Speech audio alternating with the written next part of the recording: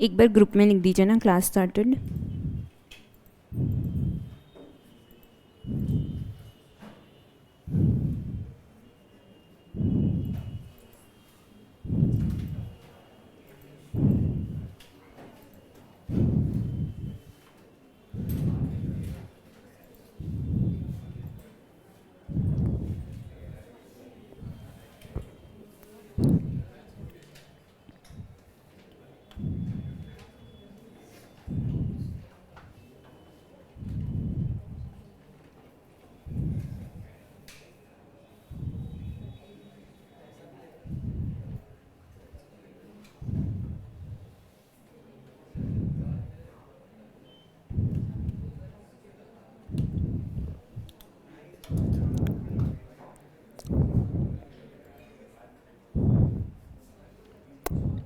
Good morning नहीं हो रहा है, गुड आफ्टरनून हो रहा है।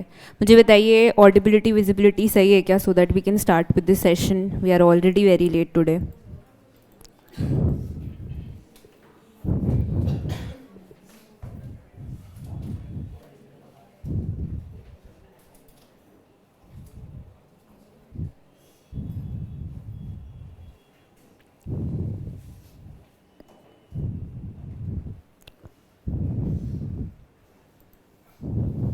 ऑडिबिलिटी विजिबिलिटी सही है सबका?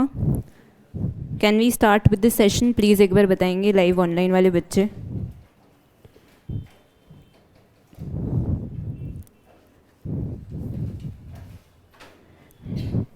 लाइव ऑनलाइन स्टूडेंट्स प्लीज़ बताइए if audibility visibility is fine. It is okay, so we will start with this session. कौन सी क्लास है आज हमारी? कौन सी क्लास है? कल हमने कोई चैप्टर कंप्लीट किया था क्या? कौन सा? कौन सा? पर कल आपके कंधों में बहुत ज़्यादा दर्द था, जिसकी वजह से आप एक बुक नहीं लेके आ पाए थे, जिसकी वजह से चैप्टर तो ख़त्म हो गया था पर उसके क्वेश्चन सॉल्व नहीं हो पाए थे। तो क्वेश्चंस पेंडिंग है जो अभी हम सॉल्व करेंगे, and then we will start with Indian contract act. जो भी न्यू ज्वाइनीज है, question discussion will take hardly 15 to 20 minutes, तो कोई बात नहीं है। उसके बाद ICA is a proper new act, तो आप वहाँ से स्टार्ट कर सकते हैं, कोई भी दिक्कत नहीं है। क्या हमने क्लास में इससे पहले एक भी क्वेश्चन सॉल्व किया है क्या? आप सब वॉल्यूम 2 ही लेके आए हैं, वॉल्यूम 1 तो कोई नहीं लाया ना? वॉल्यूम क्वेश्चन बोलने के बाद भी आप भूल गए, बहुत अच्छी बात है। ठीक है, लाया नहीं लाया सब लिखा है, आप बोर्ड पे देख सकते हैं। Now since we are solving questions for the first time, मैं कुछ चीज़ें आपको क्वेश्चन बुक के बारे में बता दूं। आपको कितनी क्वेश्चन बुक मिली है? Volume 1 and volume 2। वॉल्यूम 1 में क्या एक भी आंसर लिखा हुआ है क्या? अगर आपने खोल के देखी होगी तो वॉल्यूम 1 में एक भी आंसर नहीं लिखा है, मतलब वो पूरा का पूरा अनसॉल्व्ड है। ऐसा क्यों किया? ताकि हम क्लास में आंसर्स लिखें और हमारी राइटिंग प्रैक्टिस बिल्डअप हो। तो वॉल्यूम 1 में हम आंसर्स खुद से लिखेंगे। वॉल्यूम 2 में क्या आंसर्स लिखे हुए हैं क्या? वॉल्यूम 2 में सारे आंसर्स लिखे हुए हैं। अब अगर आप वॉल्यूम 2 का आंसर स्ट्रक्चर देखें तो क्या वो कुछ डिब्बों में लिखे हुए हैं, बॉक्सेस में लिखे हैं, और बॉक्सेस के नाम सामने नंबर किया हुआ है क्या? कुछ 1 2 3 ऐसे नंबर किया हुआ है। कुछ और पेजेस पलटाइए, आपको और बॉक्सेस दिखेंगे जहाँ पे ये डब्बे 4 तक जा रहे हैं, 5 तक जा रहे हैं, दिख रहे हैं? बॉक्सेस में आंसर है। तो मैम क्या हम ऐसा हूबहू अपने एग्जाम में लिख के आ सकते हैं? लिख सकते हैं, बस आप उसमें नंबरिंग स्किप करेंगे और आप किसका यूज़ करेंगे? बुलेट पॉइंट्स का, ऐसे डॉट्स का यूज़ करेंगे तो आप ये आंसर्स लिख के आ सकते हैं। मैम मैं पॉइंटर्स में कंफर्टेबल नहीं हूँ, मैं इसी आंसर को पैराग्राफ चेंज कर करके लिख के आ सकता हूँ, लिख सकते हैं, कोई भी प्रॉब्लम नहीं है। अब कल आमिर ने बोला था सारे क्वेश्चन इंपॉर्टेंट है, इसलिए मैम ने क्वेश्चन के सामने स्टार दिया है, पर स्टार का सिग्निफिकेंस जैसा आमिर ने बोला था वैसा इंपॉर्टेंस नहीं है। ये जो स्टार है हम ये क्लास में शेड करेंगे यानी कलर करेंगे। तो अगर कोई क्वेश्चन बहुत इंपॉर्टेंट है तो उसमें आप सारे पूरे 5 स्टार्स शेड करेंगे। ऐसा क्यों किया जा रहा है? ताकि जब आप एग्जाम के पहले घर पे प्रिपेयर करेंगे तो मुझे बताइए इतनी मोटी बुक आप सॉल्व कर पाएंगे क्या? तो जो 5 स्टार मतलब मोस्ट इंपॉर्टेंट क्वेश्चंस होंगे आपको उस पर ध्यान देना है, उससे नीचे स्टार्स के क्वेश्चन पे ध्यान नहीं देना है। साथ ही साथ अगर आप क्वेश्चन बुक में देखिए तो उसके सोर्स के बारे में बताया गया है, दिख रहा है क्या लिखा है पहले क्वेश्चन में? सोर्स क्या लिखा है? सोर्स क्या लिखा है क्वेश्चन का? ICAI-SMTYK। किसी ने स्टडी मटेरियल मंगाया है इंस्टीट्यूट का? मंगाया है? अगर आप इंस्टीट्यूट का स्टडी मटेरियल देखेंगे तो उसमें आपको दिखेगा हर चैप्टर के एंड में उन्होंने टेस्ट योर नॉलेज बोल के क्वेश्चंस दिए गए हैं। तो वो सारे क्वेश्चंस हमने लिखे हैं यहाँ पे ICAI-SM-TYK। साथ साथ में कुछ इलस्ट्रेशंस भी है, तो वहाँ पे आपको दिखेगा ICAI-SM, that is illustration. RTP MTP आपको पता है क्या होता है? RTP का फुल फॉर्म क्या है? Revision test paper. MTP का मॉक टेस्ट पेपर। तो before every term ICAI releases RTP and MTP। अब होता क्या है, ICAI टेस्ट पेपर निकाल देता है, बट इसका बहुत सारा क्वेश्चंस आपको अपने एग्जाम में भी देखने मिलता है। तो आपको कई जगह पे दिखेगा sources MTP with a specific term और RTP with a specific term. कई जगह आपको दिखेगा MTP RTP कुछ नहीं लिखा है, सिर्फ सीधा एग्जाम टर्म लिखा है। ऐसा क्यों? वो उस टर्म में एग्जाम में पूछा गया था, तो हम वो क्वेश्चन आज सॉल्व कर रहे हैं। क्लियर है ये बात? क्यों जानना ज़रूरी है कि वो क्वेश्चन कितने टर्म्स में आया है या कौन कौन से टर्म्स में आया है? Why is it important to know? आपने क्लास 10-12 में 10 ईयर्स वाली बुक के बारे में सुना है? 10 ईयर्स करके बुक आती थी, क्यों सॉल्व करके जाते थे उसको? उससे क्वेश्चन ज़्यादा आने के चांसेस रहते थे। यहाँ पे भी वही हालत है। अगर कोई क्वेश्चन हर 2 टर्म बाद रिपीट हो रहा है तो देयर इज़ अ चांस कि आपको भी अपने एग्जाम में वो क्वेश्चन देखने मिले। और एग्जाम में अगर देखा हुआ क्वेश्चन आता है तो क्या आपका कॉन्फिडेंस ऑटोमेटिकली इंक्रीज हो जाता है? इसीलिए टर्म्स मेंशन किए गए हैं कि कोई रेपिटेटिव क्वेश्चन है तो हम उस पर ज़्यादा ध्यान दें कि कल को हमारे एग्जाम में आए तो हम उसको आसानी से सॉल्व कर पाए। क्लियर है ये बात सबको? Page number 1 Indian regulatory framework का क्वेश्चन नंबर 1 पढ़िए, मन में पढ़िए।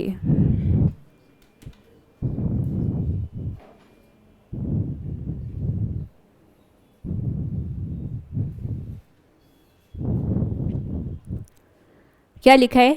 What do you understand by law, also elaborate the procedure for making the law. बिना बुक देखे पहले आप सब बुक क्लोज करिए।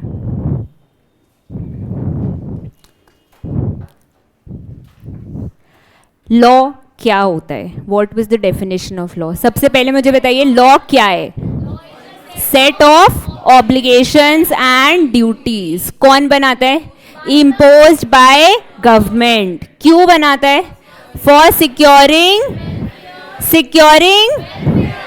And providing justice to the society. लिख पाएंगे ये? प्रोसेस ऑफ मेकिंग लॉ यानी प्रोसेस ऑफ मेकिंग एक्ट क्या था? सबसे पहला स्टेप क्या था? मिनिस्ट्री बिल बनाती थी। ये बिल कहाँ जाता है? पार्लियामेंट में। पार्लियामेंट क्या करती है? एक्सपर्ट कमिटी अपॉइंट करती है। एक्सपर्ट कमिटी से उस बिल को थम्स अप मिलता है, फिर वो बिल कहाँ जाता है? हाउसेज ऑफ पार्लियामेंट का नाम बताइए। Lok Sabha, Rajya Sabha. Once it is approved by Lok Sabha and Rajya Sabha, bill कहाँ जाता है? प्रेसिडेंट के पास। प्रेसिडेंट उस पर क्या लगाता है? क्या लगाता है? एसेंट का स्पेलिंग ASSENT। बिल क्या बन जाता है? एक्ट कहाँ पब्लिश किया जाता है? ऑफिशियल। लिख पाएंगे? प्लीज आंसर देखिए। So easy right? आप लिखेंगे, मार्क्स नहीं कटेगा, पर मैंने आपको जब पढ़ाया था तभी मैंने बताया था कि किसी भी बुक में एक्सपर्ट्स के बारे में मेंशनड ही नहीं है, बिकॉज वो कंपलसरी प्रोसीजर नहीं होता है और बहुत सारे एक्ट्स में वो फॉलो नहीं किया जाता है। नहीं, ऐसा छुपा हुआ को डीम्ड नहीं बोलते। डीम्ड मतलब वो करना ही पड़ेगा। छुपा हुआ मतलब इट इज़ लाइक ऐसा ज़रूरी नहीं है कि हर में फॉलो हो। कुछ कुछ एक्ट्स में वो फॉलो होता है जो इंपॉर्टेंट एक्ट्स होते हैं, कुछ कुछ एक्ट्स में वो नहीं फॉलो होता है। ये क्वेश्चन में कितने स्टार से बताएंगे? पहले आप आंसर रीड करिए।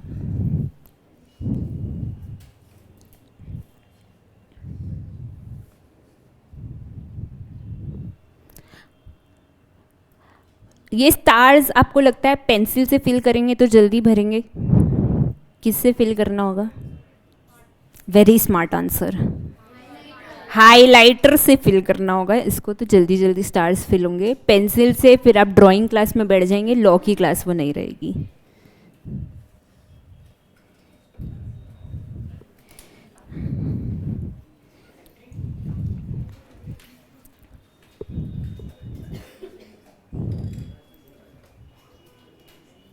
लाइव ऑनलाइन वाले बच्चे, आपको भी समझ में आया? Could you answer the question? हाँ, उसके बाद इम्पॉर्टेंट नहीं है।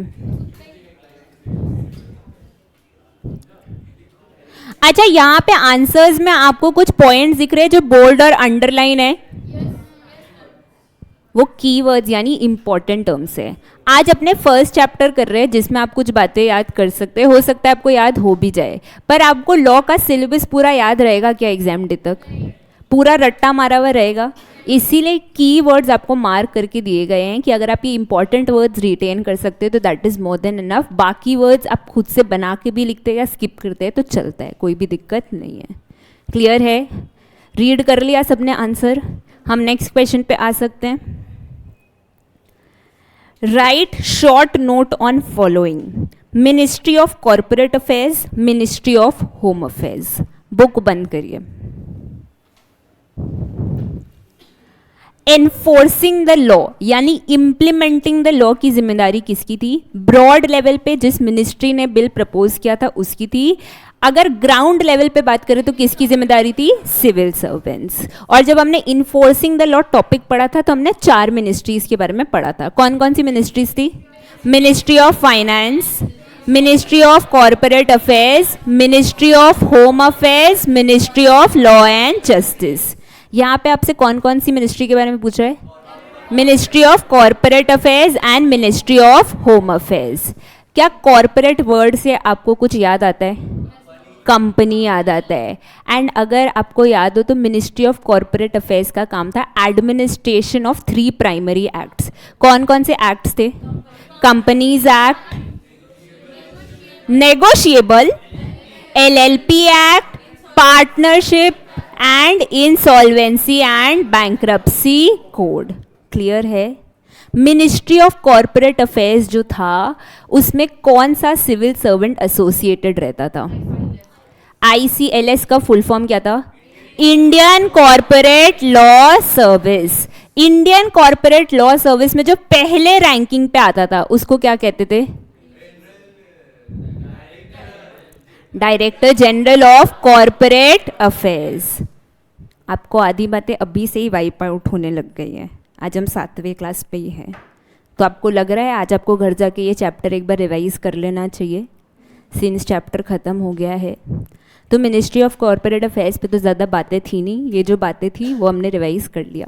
मिनिस्ट्री ऑफ होम अफेयर्स बताइए उसको और क्या बोला जाता था? गृह मंत्रालय। क्या हमने बात किया था मिनिस्ट्री ऑफ होम अफेयर्स हमारी मम्मी की तरह होता है? क्या हमने बात किया था ministry of home affairs mummy की तरह होता है? मिनिस्ट्री ऑफ होम अफेयर्स का प्राइमरी 2 काम क्या था? इंटरनल सिक्योरिटी, मतलब हम सब सुरक्षित रहे, और दूसरा सेंटर स्टेट रिलेशनशिप, मतलब डोमेस्टिक पॉलिसी, मतलब इंश्योर करना सेंटर स्टेट के बीच में रिलेशनशिप बना रहे। मिनिस्ट्री ऑफ होम अफेयर्स के कुछ डिपार्टमेंट्स थे क्या? नाम बताइए एक एक करके।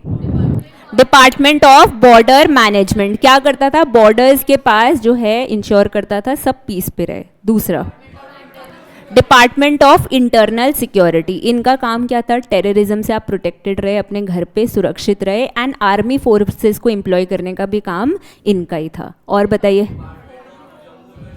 Department of Jammu Kashmir and Ladakh, ये क्या करता था? अगर जम्मू कश्मीर और लद्दाख में कुछ भी हो रहा है तो उनके अफेयर्स को संभालना इनकी जिम्मेदारी है। डिपार्टमेंट ऑफ होम, ये क्या करता था? वीज़ा एंड सिटीजनशिप इशू करता है। फिर डिपार्टमेंट ऑफ ऑफिशियल लैंग्वेज क्या करता है? हिंदी का यूज प्रमोट करता है। लास्ट डिपार्टमेंट ऑफ स्टेट, इनका काम क्या होता है? सेंटर स्टेट रिलेशनशिप बनाना, स्टेट रीऑर्गेनाइज करना, स्टेट रीनेम करना। लिख पाएंगे इतनी बातें? अगर आप आंसर देखें तो आंसर में मिनिस्ट्री ऑफ होम अफेयर्स में उनकी डिपार्टमेंट्स मेंशन नहीं है, पर क्या आप जब एग्जाम में आंसर लिखेंगे तो आप डिपार्टमेंट मेंशन नहीं करेंगे? करेंगे। तो यहाँ पे लिखिए ऑल्सो मेंशन डिपार्टमेंट्स।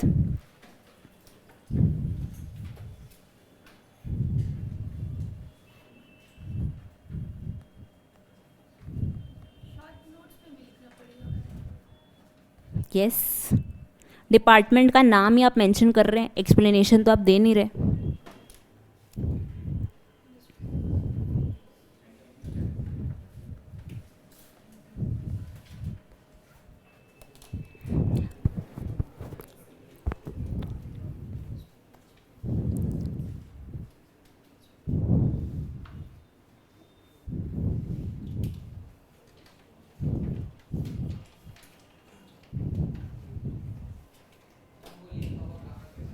क्या ये ऑल्सो मेंशन डिपार्टमेंट्स आंसर के एंड में? एक मिनट,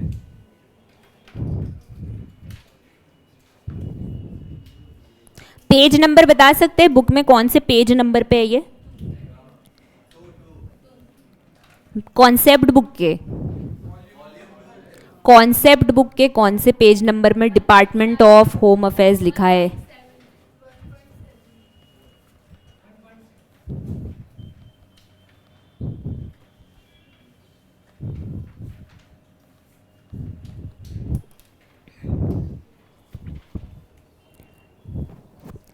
लास्ट क्वेश्चन पे आए।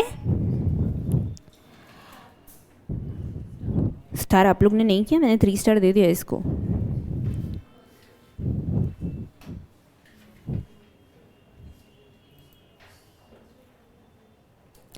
नहीं सुहानी, आपको एग्जाम में कीवर्ड्स अंडरलाइन करके नहीं आने। हाँ, ये भी बहुत लोगों का कन्फ्यूजन आता है। अच्छा हुआ उन्होंने पूछा। मैम हम ब्लू ब्लैक रेड पेन का यूज़ करेंगे एग्जाम में, हम वर्ड्स अंडरलाइन करेंगे, हम पेंसिल से कुछ लिख के आएंगे, कुछ नहीं करना है। सिंगल ब्लैक कलर पेन का आपको यूज़ करना है। कीवर्ड्स हाईलाइट कब करना है? जब मेरा 3 घंटे का पेपर में 2 घंटा चला गया, सारा क्वेश्चन हो गया, मेरे पास टाइम है तो मैं अंडरलाइन करूंगी। फर्स्ट आंसर से मैं अंडरलाइन करने नहीं बैठूंगी, वरना देखेंगे पेपर छूट गया और आप अंडरलाइन ही करते रह गए। तो अंडरलाइनिंग पे इतना फोकस मत करिए, ठीक है? और कोई भी ब्लू येलो रेड कुछ पेन नहीं लेके जाना है, सिंगल ब्लैक कलर पेन बस। नहीं, ब्लैक यूज करेंगे। ब्लैक में क्या आप जेल पेन यूज करेंगे? Ball pen, ink pen, pilot pen, simple blue dot pen, sorry black dot pen, ठीक है? चलिए लास्ट क्वेश्चन पढ़िए।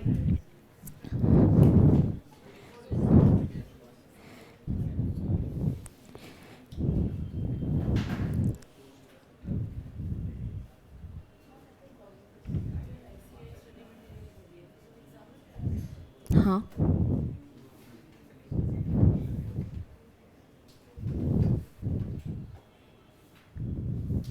पढ़ लिया? बुक बंद।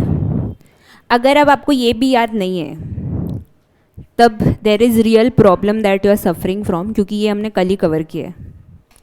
कल क्या हमने structure of legal system cover किया था या structure of judicial system cover किया था?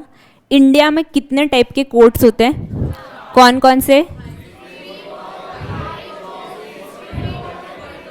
कुछ समझ नहीं आया सुप्रीम के बाद मुझे।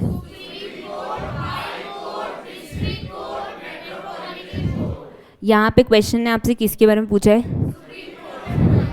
सबसे पहले सुप्रीम कोर्ट के बारे में बताइए। क्या सुप्रीम कोर्ट के ऊपर कोई भी जा सकता है? तो क्या मैं कह सकती हूँ supreme court is the highest court in India?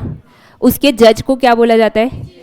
CJI, full form chief justice of India. क्या मैं कह सकती हूँ has the highest authority in India?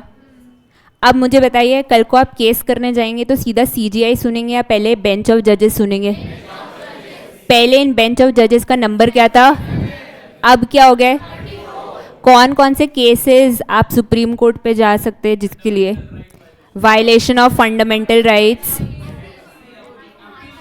Appeal from high court, मतलब आपने हाई कोर्ट पे केस किया था बट आपको जजमेंट से सेटिस्फैक्शन नहीं है तो आप सुप्रीम कोर्ट में जा सकते हैं। और सेंटर और स्टेट के बीच में झगड़ा होगा तो वो सुप्रीम कोर्ट में जाएंगे। एंड प्रेसिडेंट को लीगल एडवाइस चाहिए तो वो कहाँ जाएगा? Supreme court. पर मुझे बताइए पूरे देश में एक कोर्ट होने से काम चल जाएगा क्या? इसलिए हमने क्या बनाया? High court.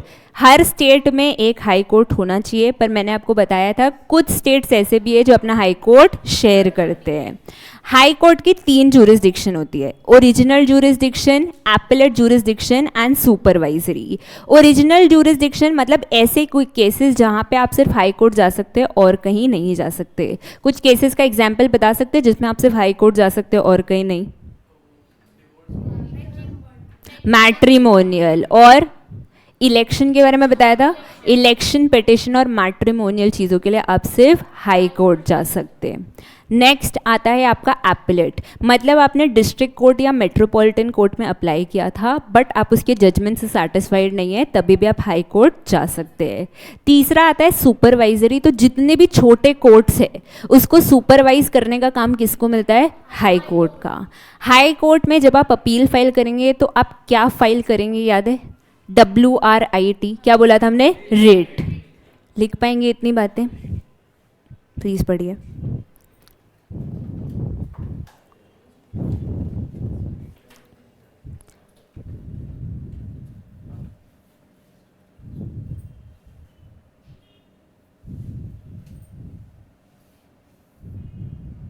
ये जो पार्ट है ये आप स्किप कर सकते हैं एग्जाम में।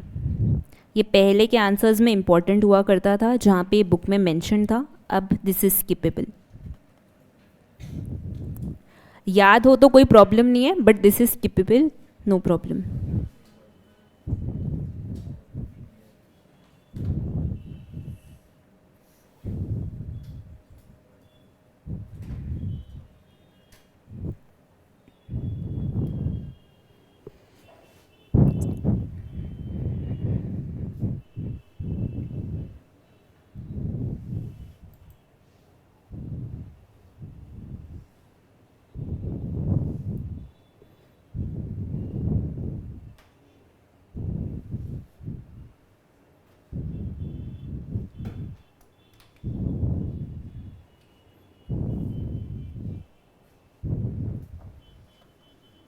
आज घर जाके क्या ये चैप्टर आप सबको रिवाइज करना है? Very soon you will be having your first test, but first test में सिर्फ इंडियन रेगुलेटरी फ्रेमवर्क देख के कोई सेंस नहीं बनता, क्योंकि मैंने आपको बताया था इसका ज़्यादा वेटेज आपके सिलेबस में है नहीं।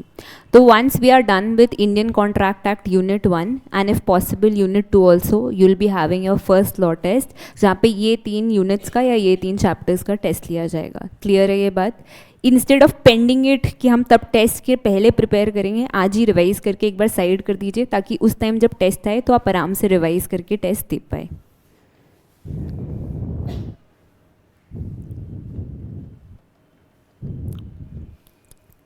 Everyone comfortable? ऐसे क्वेश्चन आएंगे तो आप लिख पाएंगे एग्जाम में? चलिए क्वेश्चन बुक बंद करिए। अच्छा स्टार, सॉरी, मेरी तरफ से मार्क कर लीजिए 4 स्टार।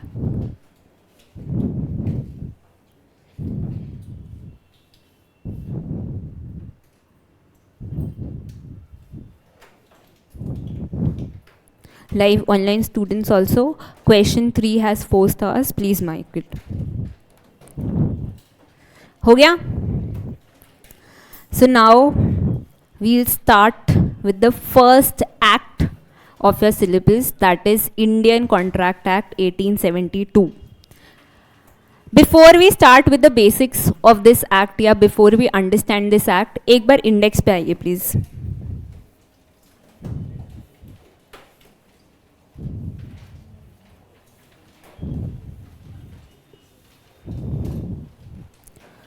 फर्स्ट क्वेश्चन के 3 स्टार्स देने आप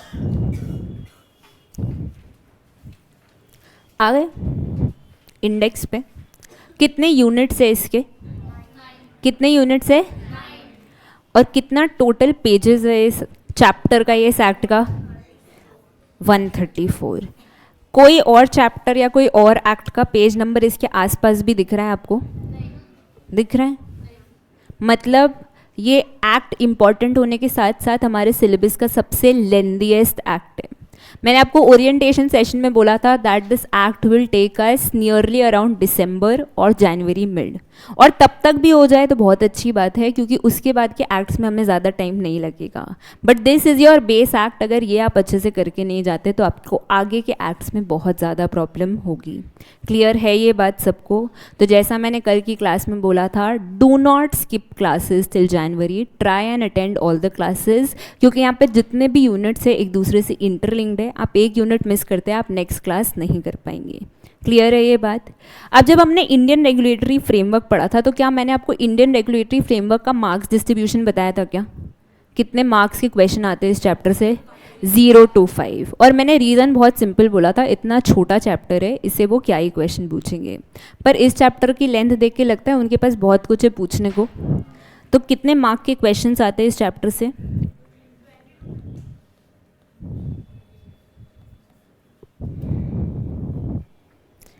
100 मार्क के पेपर में 30 मार्क को कंट्रीब्यूट करने वाला चैप्टर इंपॉर्टेंट है क्या? मतलब अगर कोई बंदा ये इंडियन रेगुलेटरी फ्रेमवर्क और कोई एक चैप्टर पढ़ के चला जाए तो वो पास ही हो जाएगा। सो कैन आई से this is one of the most important chapters. And इस एक्ट से जितने क्वेश्चंस आते हैं और कोई भी एक्ट से आपके इतने क्वेश्चंस एग्जाम में नहीं आते, तो आपको ये एक्ट बहुत अच्छे से समझना है। जब आप समझ लेंगे तो आपसे क्वेश्चंस ऑटोमेटिकली इसमें आंसर हो जाएंगे। साथ ही साथ since you are reading an act for the first time and ये थोड़ा कॉम्प्लेक्स एक्ट है, तो मैं चाहूँगी आपके मन में जितने भी क्वेश्चंस आ रहे हैं ना, आप पूछें।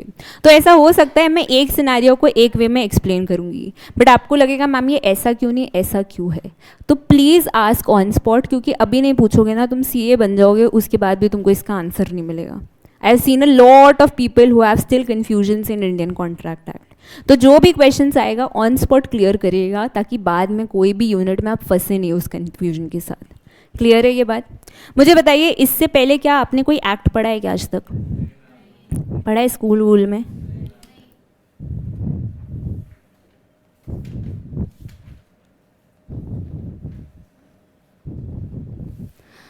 Since you are reading an act for the first time, मैं बता दूँ कोई भी एक्ट पढ़ने से पहले आपको इसके 3 क्वेश्चन का आंसर पता होना चाहिए। वो एक्ट क्यों बना, वो एक्ट कब बना, एंड वो एक्ट कहाँ पे अप्लाई करेगा। क्या क्या बोला मैंने? क्यों बना और कहाँ पे अप्लाई करेगा। मैंने आपको जब इंस्टीट्यूशंस पढ़ाए थे, सेबी, आरबीआई, तभी मैंने आपको बोला था कोई भी इंस्टीट्यूशन किसी रीज़न की वजह से बनता है, एवं ही नहीं बनता है। कोई प्रॉब्लम आई होगी, उसकी ज़रूरत आई होगी, तब हमने वो इंस्टीट्यूशन बनाया। Same is the case with acts. अगर कोई प्रॉब्लम नहीं होती ना तो कोई एक्ट बनता नहीं है, हमें ज़रूरत पड़ने लग जाती है किसी चीज़ की, तब हम एक्ट बनाते हैं। क्लियर है ये बात? तो सबसे पहले हम समझेंगे ये एक्ट क्यों बना। I will state certain scenarios, आप मुझे बताना लॉ की ज़रूरत थी या नहीं थी। अगर नहीं थी तो हम मान लेंगे इंडियन कॉन्ट्रैक्ट एक्ट नहीं बनना चाहिए था, और अगर हमें लॉ की ज़रूरत लगे तो हम मान लेंगे इंडियन कॉन्ट्रैक्ट एक्ट बनना चाहिए था। क्लियर है? बहुत ध्यान से सारे सिनेरियोज सुनेंगे। सबसे पहला, लेट्स से आपका नाम क्या था? दीपांशु। लेट्स से दीपांशु जो है उनको पटाखों का बहुत शौक है, और ऐसा छोटा मोटा नहीं, उनको 10-15 हज़ार वो पटाखे में ऐसे उड़ा देते हैं। इस बार उन्होंने सोचा कि थोड़ा यूनिक पटाखा फोड़ते हैं। यूनिक पटाखा फोड़ने जाएंगे, लेने जाएंगे तो ऑब्वियसली दाम बढ़ेगा, बट उनके घर पे एक रेस्ट्रिक्टेड बजट था, दैट वाज 15,000। तो क्या किया जाए? तो दीपांशु ने सोचा एक काम करता हूँ, मैं सप्लायर्स ऑल ओवर इंडिया से बात करता हूँ और जो मुझे लोएस्ट रेट पे देगा मैं उनसे पटाखे मंगा लूँगा। कोलकाता में रेट बहुत हाई था, बट दीपांशु को दिल्ली में एक सप्लायर मिला जो उससे सस्ते दाम पे पटाखे देने को रेडी था। तो दीपांशु ने उनसे बात की, दिल्ली वाला सप्लायर भी रेडी हो गया, एंड ऐसा फाइनलाइज किया गया कि दीपांशु को 14 अक्टूबर को 15,000 के पटाखे दे दिए जाएंगे। दिवाली कब थी इस बार याद है? कब थी? 20 तारीख को।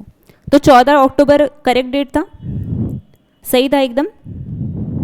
दिवाली के पहले पटाखे आ जाते, दीपांशु धनतेरस से फोड़ सकता था। दिल्ली वाले सप्लायर ने बोला मैं आपसे पहली बार डील कर रहा हूँ तो मैं कैसे विश्वास करूँ कि आप पटाखे पहुँचने के बाद मुझे पैसे देंगे, एक काम करिए मुझे थोड़ा सा एडवांस दे दीजिए। दिवांशु ने उनको कितना एडवांस दिया? 2000 रुपये। क्लियर है, एडवांस भी गिवन हो गया, सप्लायर से भी बात हो गई। अब पटाखे आए, पर पटाखे कब आए?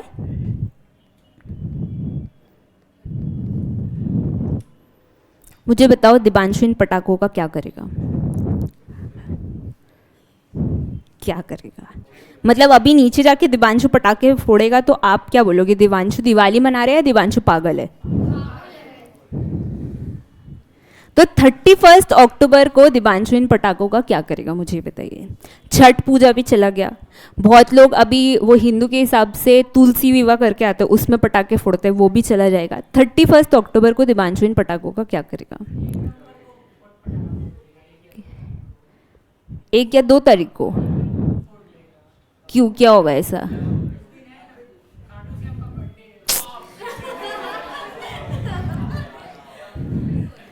एक काम करिएगा, किशन आप फोड़िएगा, उसके बाद हम देखते हैं लोग बोलेंगे किशन पागल है या नहीं है। तो क्या दिवांशु के साथ गलत हुआ? क्या दिवांशु को कॉम्पनसेशन मिलना चाहिए? क्या दिवांशु को अपना रिफंड वापस मिलना चाहिए? क्या दिवांशु के पास राइट होना चाहिए उस सप्लायर पे केस करने का? और केस के लिए कोई लॉ की ज़रूरत है क्या? तो पहले सिनेरियो से लग रहा है लॉ की ज़रूरत है। एक और सिनेरियो लेते हैं। हाँ, किशन को अब बुलाते हैं, बहुत दिन हो गया।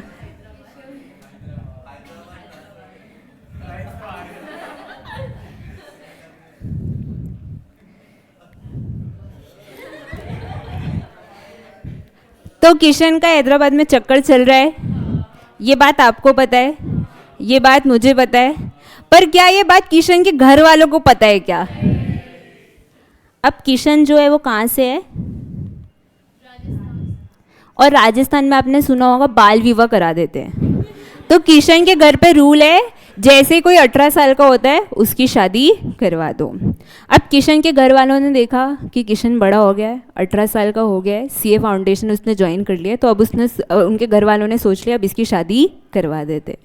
वो लड़की ढूंढने निकले, पर मुझे बताओ क्या किशन ऑलरेडी लड़की ढूंढ चुका है? पर क्या किशन की इतनी हिम्मत है कि वो घर पे इसके बारे में बता दे?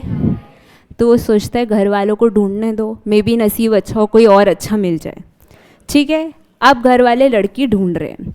घर वालों को 7 दिन में एक लड़की मिल भी जाती है। वो क्या करते हैं, उस लड़की को किशन का बायोडेटा देते हैं। क्या किशन के लिए जो लड़की चुनी गई है वो उसी दिन रिप्लाई कर देगी क्या? 2-3 दिन का समय देना होगा। तो उस लड़की को सपोज किशन के घर वाले बायोडेटा देते हैं ऑन 23 नवंबर, और उसको बोलते हैं तुम 25 नवंबर तक हमें रिप्लाई कर देना। क्लियर है ये बात? जैसे ही किशन को ये बात पता चलती है, उसका भी एक प्लान चालू हो जाता है। एग्जैक्टली 25 नवंबर को वो लड़की रिप्लाई करती है हाँ मैं किशन से शादी करने के लिए रेडी हूँ, और उसी 25 नवंबर को किशन भाग जाता है अकेले हैदराबाद वाली गर्लफ्रेंड के साथ, और सिर्फ भागते भागते रुकता नहीं है, उससे शादी भी कर लेता है। मुझे बताओ क्या जिस लड़की ने यहाँ पे हाँ बोला था उसके साथ गलत हुआ, धोखा हुआ उसके साथ? क्या उसको कुछ कॉम्पनसेशन मिलना चाहिए किशन से? क्या वो किशन की शादी तुड़वा सकती है? कल को अगर तुड़वा सकती है तो फिर हैदराबादी को भी कुछ कॉम्पनसेशन देना पड़ेगा। तो ये सब घट्टी सुलझाने के लिए कोई लॉ होना चाहिए क्या, कि किसका एक्सेप्टेंस माना जाएगा, किसका नहीं माना जाएगा, किशन गलत है या नहीं है? क्या किशन पहले बता देता इसके बारे में तो भी ये गलत माना जाता या नहीं माना जाता? तो क्या इसके लिए लॉ की ज़रूरत है हमें, ताकि या तो हैदराबादी या ये नई लड़की जो भी चाहे वो किशन पे केस कर पाए? तो क्या लग रहा है यहाँ पे रिक्वायरमेंट है लॉ की? एक और सिनेरियो लेते हैं, बताएंगे आपको क्या लॉ आएगा।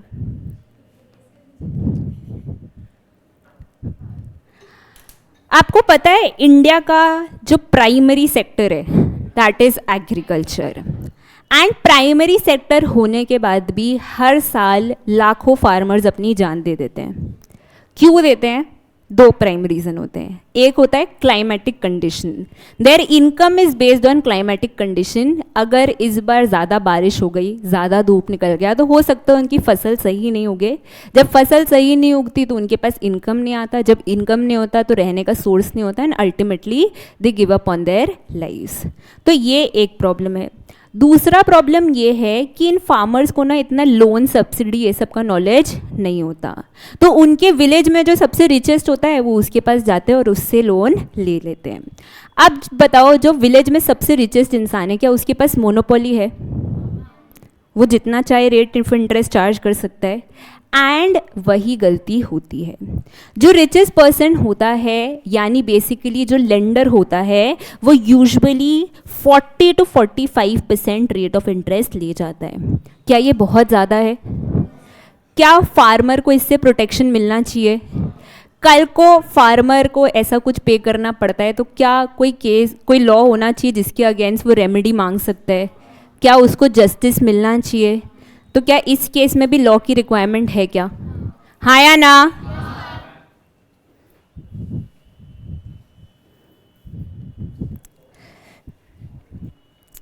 आपका नाम क्या है?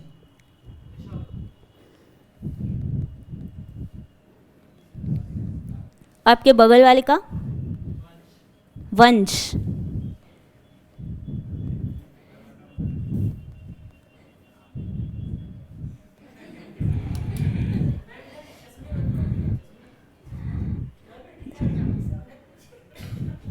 जो अपने आप को एज्यूम करना चाहे। ऋषभ जो है उसकी गर्लफ्रेंड है, पर ये गर्लफ्रेंड सिर्फ नाम की है, उसे अभी अभी पता चला है। क्यों? क्योंकि वो ऋषभ के सामने आते ही उसका बाबू सोना स्टार्ट हो जाता है, बट पीठ पीछे वो ऋषभ पे चीट कर रही है।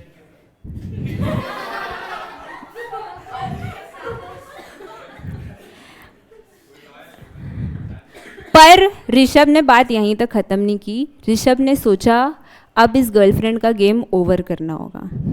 And by game over he didn't mean breakup, by game over he meant इसको अब उड़ाने का टाइम आ गया है, धरती पे रहने लायक या नहीं है। पर क्या ऋषभ का डेली का काम था ये सब करना? Murder, kidnapping? तो इसीलिए जो गली का गुंडा है, दैट इज वंश, वो उसको पकड़ते हैं। वंश का डेली का काम यही है, मर्डर करना, किडनैप करना, लोगों को घर से उठाना, फिरौती मांगना, यही है वंश का काम। तो ऋषभ जाते हैं वंश के पास, बोलते हैं देखो इसका मर्डर करना है। वंश बोलता है ये तो मेरे दाई हाथ का खेल है, अभी कर देता हूँ, बट उससे पहले मुझे सुपारी चाहिए, पैसे चाहिए, पैसे। कितना पैसा मांगता है? बहुत ही सही बोला आपने, हाँ 1 लाख ही। 1 लाख रुपए वंश मांगता है ऋषभ से। ऋषभ बोलता है देखो मैं तो ये पहली बार करवा रहा हूँ, तो मैं तुम पे कैसे ट्रस्ट करूँ कि सब सही जाएगा, तुम मर्डर कर दोगे। तो ऋषभ बोलता है एक काम करता हूँ, मैं तुम्हें थोड़ा सा एडवांस दे देता हूँ। ऋषभ ने कितना एडवांस दिया? 5,000, बस 5,000 रुपये एडवांस दिए। वंश ने बोला ठीक है, पहली बार आया है, 5,000 एडवांस में काम कर देते हैं। वंश गया एंड जैसा वंश ने बोला था वो बहुत स्किल्ड था। Game over. अब वंश ने बोला इसका गेम ओवर हो गया, अब मैं जाके अपने बाकी पैसे मांग लेता हूँ। पर Rishabh was nowhere to be found. घर पे जहाँ जहाँ उससे मिला था कहीं पे भी ऋषभ नहीं मिल रहा था, ना उसका कोई कांटेक्ट नंबर था जिससे वो उसको कांटेक्ट कर सके। हुआ क्या था, जैसे ही इस गर्लफ्रेंड का मर्डर हुआ था ऋषभ को लगा भाई पुलिस केस हो जाएगा, मैं फंस जाऊंगा, तो ऋषभ भाग गया। अब मुझे बताइए क्या वंश 95,000 रुपीज़ के लिए कोर्ट जा सकता है क्या? क्या वंश कोई कॉम्पनसेशन ले सकता है क्या? श्योर है आप सब? पर ये तो आपकी मन की बात है, कोई एक्ट में तो ऐसा लिखा होना चाहिए ना कि वंश मांग पाएगा नहीं मांग पाएगा, ताकि वंश को पता चले कि वंश कल को जाके केस करना चाहे तो कर सकता है या नहीं कर सकता है, पता होना चाहिए। तो इसके लिए भी कोई लॉ की रिक्वायरमेंट है क्या? है या नहीं है?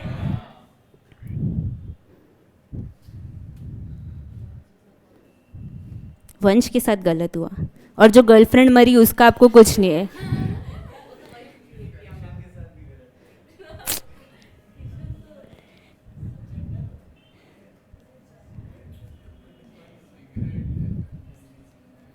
एफएमसीजी का फुल फॉर्म पता है आपको? पढ़ाया आपको स्कूल में? कौन सा? मुझे लग रहा है आपका स्कूल बहुत स्कैम कर रहा था। किसने बोला नहीं ऐसा स्कूल में नहीं पढ़ाया है? आप स्कूल से जाके रिफंड मांगिए। ये सब बेसिक शब्द आपको स्कूल में पढ़ा देते वो 11-12 में, अगर आपने कॉमर्स लिया है तो। फर्स्ट फॉर्मर, इतना सारा एफ।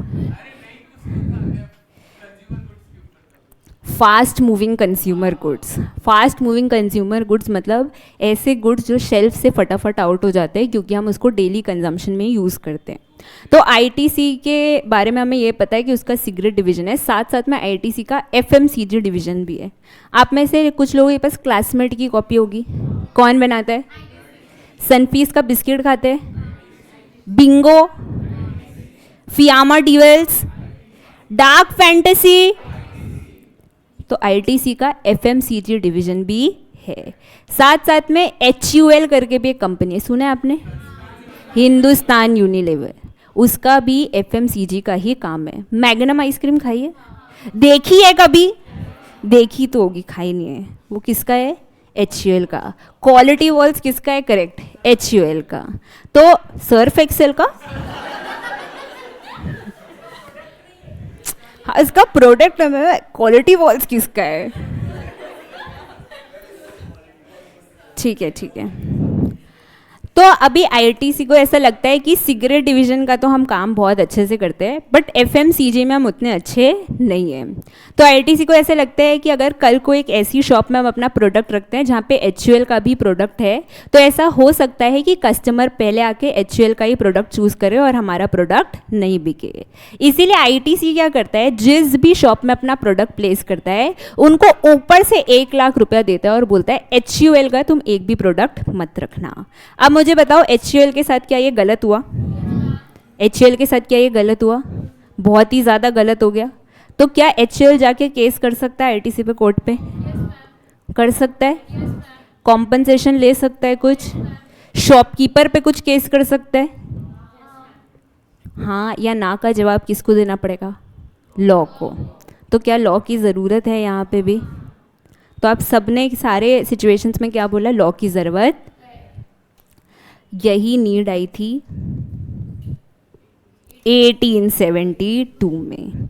1872 के पहले जब ये सिनेरियोज होते थे तो there was no law to govern such scenarios. गलत हो रहा है, होने दो। किसी को प्रोडक्ट नहीं मिल रहा है, कोई दिक्कत नहीं है। कोई कंपटीशन हटाने के लिए एक्स्ट्रा पैसे दे रहा है तो भी हमें चलता था।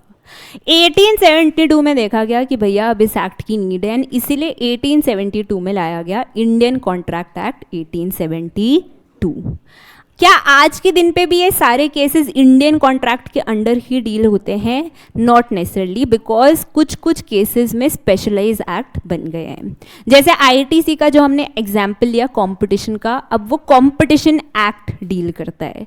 फार्मर का जो हमने एग्जाम्पल लिया, अब वो फार्मर प्रोटेक्शन एक्ट डील करता है। तो स्पेशलाइज एक्ट भी बन गए हैं कुछ कुछ चीज़ों के लिए, और कुछ कुछ चीज़ें आज भी कॉन्ट्रैक्ट एक्ट के अंदर डील होते हैं। जैसे हमने जो दिबांशु का एग्जाम्पल लिया था, वो आज भी इंडियन कॉन्ट्रैक्ट एक्ट के अंदर ही डील होगा। तो इंडियन कॉन्ट्रैक्ट एक्ट ऐसा नहीं है आज पूरा अबॉलिश हो गया है, कॉन्ट्रैक्ट के केसेस में आज भी हम उसको यूज़ करते हैं।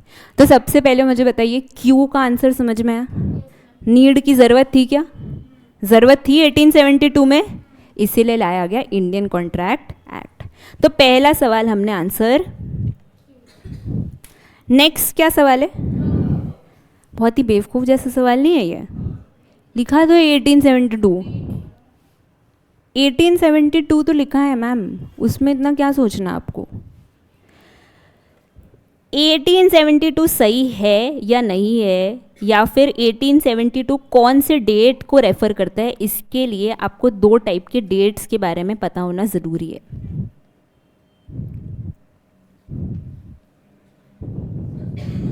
सबसे पहला क्या है? Enactment date. दूसरा क्या है? Commencement date. एनैक्टमेंट डेट क्या होता है? तो जब भी बिल को असेंट मिलता है ना, और जिस दिन प्रेसिडेंट उसको थप्पा लगाता है कि अब वो एक्ट बन गया, उसको हम कहते हैं इनैक्टमेंट डेट। कमेंसमेंट डेट क्या होता है? जिस दिन से वो एक्ट अप्लाई होना स्टार्ट होता है। मैंने आपको एग्जाम्पल दिया था इनकम टैक्स एक्ट का, इनकम टैक्स एक्ट 2025। क्या लिखा है? Income tax act 2025। Income tax act 2025 क्या आज आप और मैं पढ़ सकते हैं क्या? It is available for public view और नॉट? बिल्कुल अवेलेबल है। आप जाके ऑफिशियल गैजेट ऑफ इंडिया में ये एक्ट निकाल सकते हो और आप इसको पढ़ सकते हैं। पर मुझे बताइए, इंडिया में अभी इनकम टैक्स एक्ट 2025 अप्लाई हो रहा है क्या? कब से अप्लाई होना स्टार्ट करेगा? 1 अप्रैल 2026 से। मतलब इसका एनैक्टमेंट डेट कौन सी ईयर में है? 2025 में। कमेंसमेंट डेट कौन सी ईयर में आया? 2026 में। और यहाँ पे 2025 है या 26 है? मतलब कौन से ईयर की बात हो रही है? एनैक्टमेंट वाले या कमेंसमेंट वाले? कौन से वाले? तो क्या हम कमेंसमेंट को देखते हैं while we write the year? हम इनैक्टमेंट को देखते हैं, यानी बिल को कब प्रेसिडेंट से असेंट मिला। क्लियर है ये बात सबको? अभी अगर मैं इंडियन कॉन्ट्रैक्ट एक्ट की बात करूँ ना, तो आपको ये कन्फ्यूजन वहाँ पे नहीं होगा। क्यों? क्योंकि इसका एनैक्टमेंट डेट भी 1872 में ही है और इसका कमेंसमेंट डेट भी 1872 में ही है।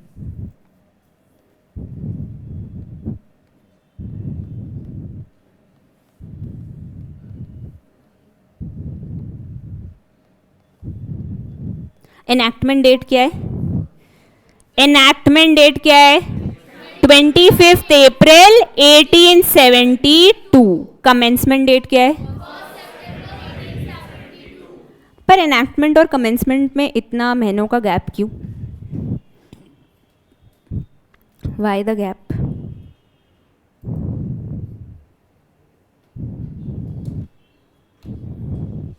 क्यों गैप है? प्रेसिडेंट का थप्पा मिला, नेक्स्ट डे से अप्लाई कर दो एक्ट को।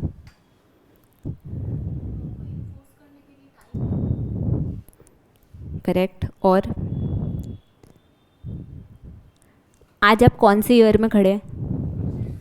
आपके पास व्हाट्सएप है, टेलीग्राम है, बहुत सारे ऐसे सोर्सेज है जिससे आप आज का इन्फॉर्मेशन आज ही एक्सेस कर सकते हैं। 1872 में ये सब था? मतलब कल को एक्ट आया तो मुझे पोस्टर्स का यूज़ करना होगा सबको बताने के लिए कि भैया ये एक्ट है। मुझे लोग एम्प्लॉय करने होंगे ताकि ये एक्ट इन्फोर्स हो। मुझे ऑफिसर्स ढूंढने पड़ेंगे ताकि ये एक्ट इन्फोर्स हो पाए। हाँ या ना? इसीलिए एनैक्टमेंट और कमेंसमेंट डेट के बीच में गैप होता था। अब आज बोलोगे आप, मैम अब तो आप 2025 में हो, तब आपने इनकम टैक्स एक्ट में कमेंसमेंट और एनैक्टमेंट में गैप क्यों छोड़ा? करेक्ट। जब आप सीए इंटर में जाएंगे तो आप पढ़ेंगे टैक्स जो है वो फाइनेंशियल ईयर वाइज पे होता है। अब किसी भी फाइनेंशियल ईयर के बीच में मैं एक्ट घुसा दूँ तो मुझे बताओ, पब्लिक कंफ्यूज नहीं होगी कौन सा इनकम टैक्स एक्ट फॉलो करना है, कौन से इनकम टैक्स के हिसाब से टैक्स देना है? क्या 6 महीने जो इनकम कमाया उसमें मैं 1961 के हिसाब से टैक्स दूँ, लास्ट 6 महीने के हिसाब से मैं 2025 के हिसाब से पैसे दूँ? हो सकता है कंफ्यूजन पब्लिक में, इसीलिए इसको 1 अप्रैल से लागू किया गया, यानी नया फाइनेंशियल ईयर में। यूजुअली यू विल सी कोई भी एक्ट इम्प्लीमेंट हो रहा है उसमें एनैक्टमेंट और कमेंसमेंट में गैप रहता है, और वो गैप प्राइमरली इसलिए रहता है कि आपको एनफोर्समेंट के लिए टाइम चाहिए। क्लियर है ये बात? अब मेरा एक और सवाल है, कब से हम आज़ाद कब हुए? कॉन्स्टिट्यूशन कब बना? ये एक्ट कब बना? कॉन्स्टिट्यूशन तो था ही नहीं, एक्ट कैसे बन गया? क्या ब्रिटिश क्या? तो आप क्यों फॉलो कर रहे हैं?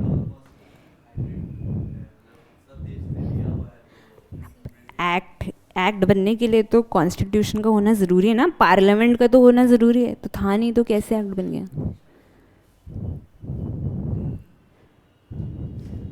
ये सोचा नहीं आपने?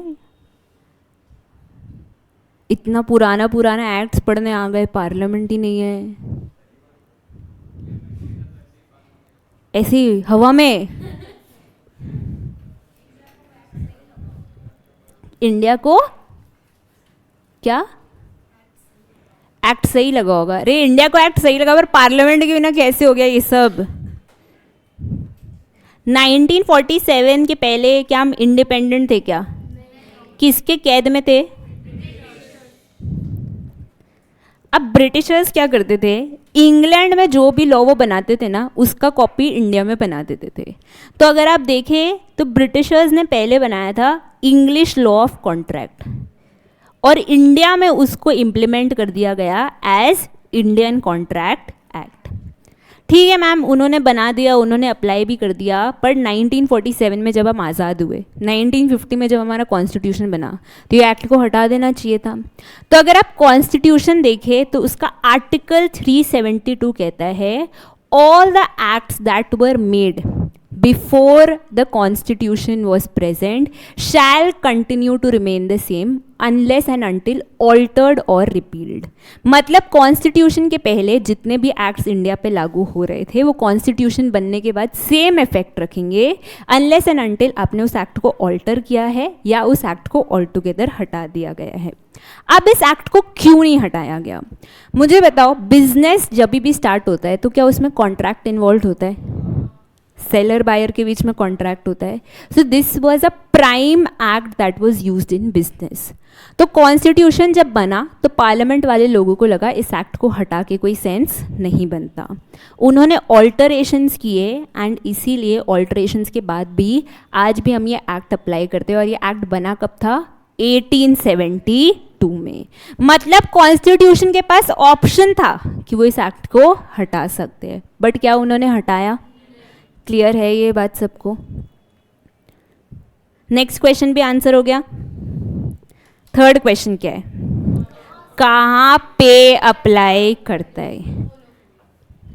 ये बहुत बड़ी प्रॉब्लम थी before article 370 was abolished. Article 370 के बारे में मैंने बताया था कि आपको पहले, क्या है आर्टिकल 370?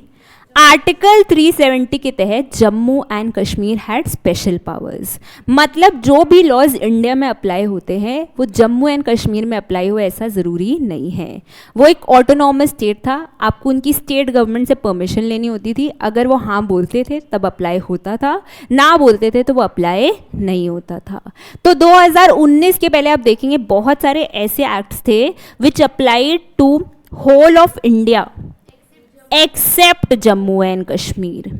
पर अब क्या आर्टिकल 370 हट गया है? अब क्या जम्मू एंड कश्मीर इंडिया का पार्ट बन गया एज यूनियन टेरिटरी? तो क्या मैं कह सकती हूँ अब जम्मू एंड कश्मीर भी इंडिया में आता है? तो अब आप जितने भी एक्ट्स पढ़ेंगे they will all apply to whole of India including Jammu and Kashmir. मुझे बताओ ये सारी बातें क्लियर है क्या? क्लियर है? 2 मिनट लीजिए, जितना पढ़ाया है उसको एक बार अब्जॉर्व करके फिर हम चैप्टर की तरफ आगे बढ़ेंगे।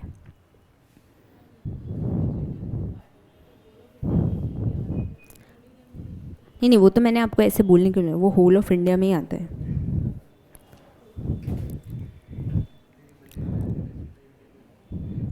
बताओ, आज किशन की शादी भी हो गई, किशन की दूसरी गर्लफ्रेंड भी बन गई, जिसका मर्डर भी हो गया। क्या?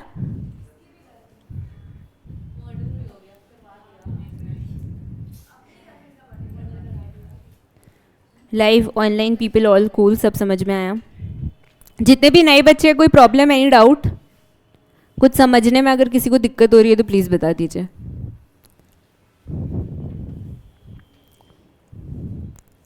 समझ में आए इतनी बातें? अब बुक पे आइए।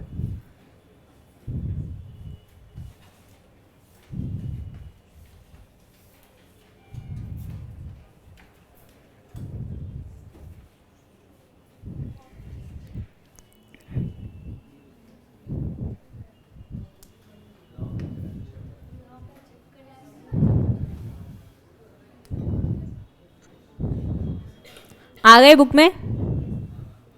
आ गए बुक में? फर्स्ट यूनिट का नाम क्या है? फर्स्ट यूनिट का नाम क्या है? Nature of contract. यानी इस यूनिट पे आप पढ़ने वाले हैं कॉन्ट्रैक्ट शब्द का मतलब क्या होता है, टाइप्स ऑफ कॉन्ट्रैक्ट क्या होते हैं, कॉन्ट्रैक्ट बनता कैसे है,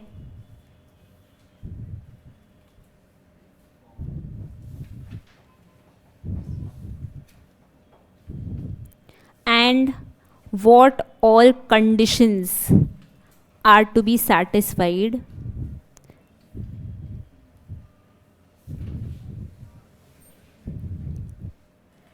to make a contract.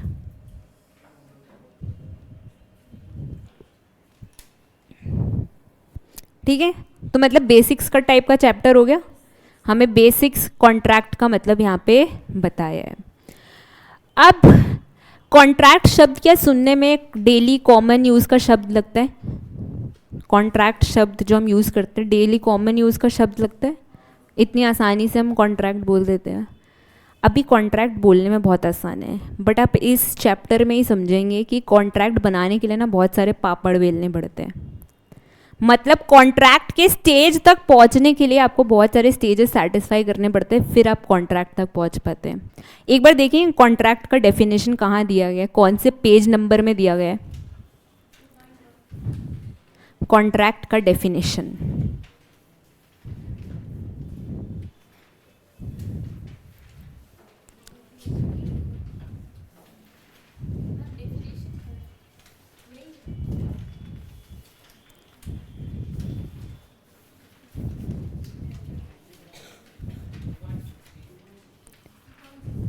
To 2.16 sure है?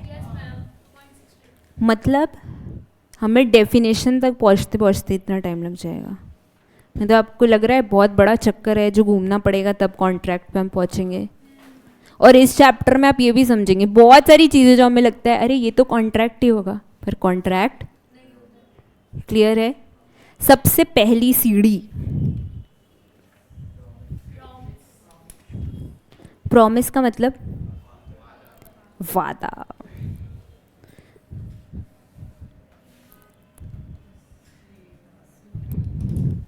यही होता है प्रॉमिस, कस्में वादे। पर मुझे बताइए ये जो झूठी प्रॉमिसेस आप हर रोज़ मुझे करते हैं, क्या प्रिविजन ऑडियो सुन के आते हैं, आप घर पे पढ़ते हैं, या फिर जो झूठे प्रॉमिसेस आप अपने घर पे करते हैं कि हर रोज़ हम सुबह कॉलेज जा रहे हैं, या जो झूठे प्रॉमिसेस आप अपने गर्लफ्रेंड को करते हैं कि तुम बोलो मैं तुम्हारे लिए चांद तारे सब ले आऊँगा, क्या आपको लगता है ये सब वैलिड प्रॉमिस होता है? क्या ये सब वैलिड प्रॉमिस होता है क्या? तो एक बार प्रॉमिस का डेफिनेशन पढ़िए तो जोर से। सबसे पहले व्हेन द वापस when the next signifies his assent on that proposal which is made to him. The proposal becomes accepted and accepted proposal becomes ma'am इतना छोटा सा शब्द था प्रॉमिस, उसके लिए इतना बड़ा डेफिनेशन दिया है इन्होंने। कितना लाइटली यूज़ करते थे आज तक हम प्रॉमिस शब्द को, और इनको देखो। क्या हमें इसका मीनिंग समझना पड़ेगा जो इतनी सारी बातें इन्होंने की है? एक एग्जाम्पल लेते हैं।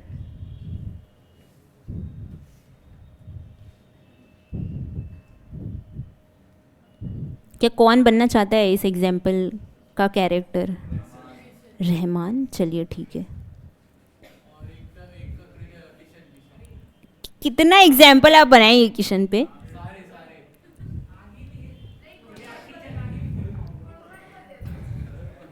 किसका किसका एग्जाम्पल दे दो। हाँ गुरमान का नेक्स्ट मिलेंगे अब हम।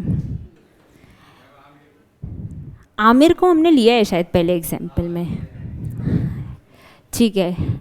रहमान कहाँ है? रहमान मुझे ये तो बताइए। अच्छा ठीक है, रहमान को आईफोन चाहिए। आपके पास है तो नहीं ना रहमान? अच्छा ठीक है, बहुत अच्छी सोच है। रहमान को क्या चाहिए? आईफोन चाहिए। क्या वो खुद के पैसों से खरीद सकता है? तो वो क्या करता है? वो अपनी मम्मी के पास जाता है। मम्मी के पास अगर वो डायरेक्टली जाके बोलेगा मुझे आईफोन चाहिए तो मम्मी दिला देगी क्या? तो वो क्या करता है? मम्मी को बोलता है अगर मैं सीए फाउंडेशन में 300 से ज़्यादा मार्क्स लाता हूँ।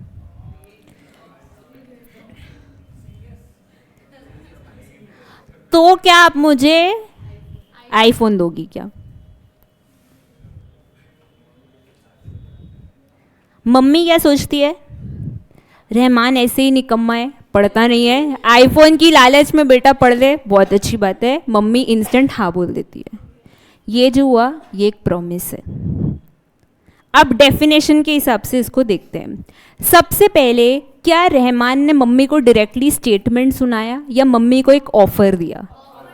ऑफर दिया कि मम्मी अगर मैं सीए फाउंडेशन में 300 से ज़्यादा लाता हूँ तो आप मुझे आईफोन दोगे क्या?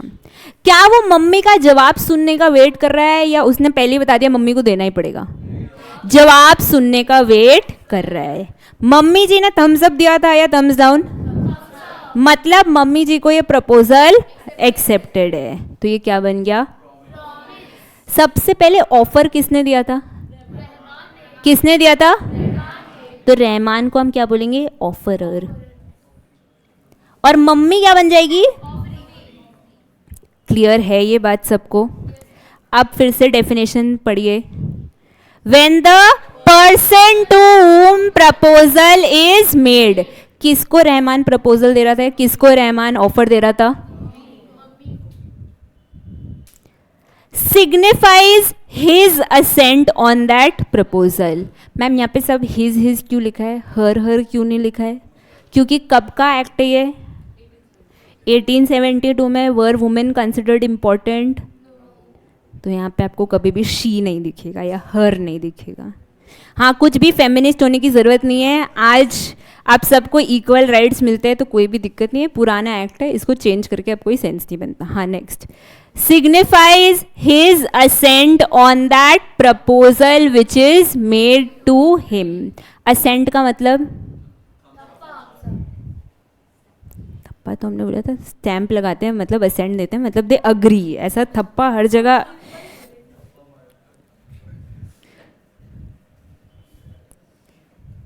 जैसे ही मम्मी ने हाँ बोला तो क्या प्रपोजल एक्सेप्ट हो गया क्या? और एक्सेप्टेड प्रपोजल क्या बन गया? फिर से डेफिनेशन पढ़िए। व्हेन द, क्या मैं इसको ऑफरी भी बोल सकती हूँ? क्या मैं इसको ऑफरी भी बोल सकती हूँ? नेक्स्ट।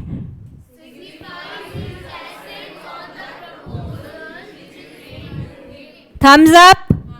नेक्स्ट। मतलब उसको प्रपोजल चलेगा। नेक्स्ट। क्लियर है? वापस पढ़िए।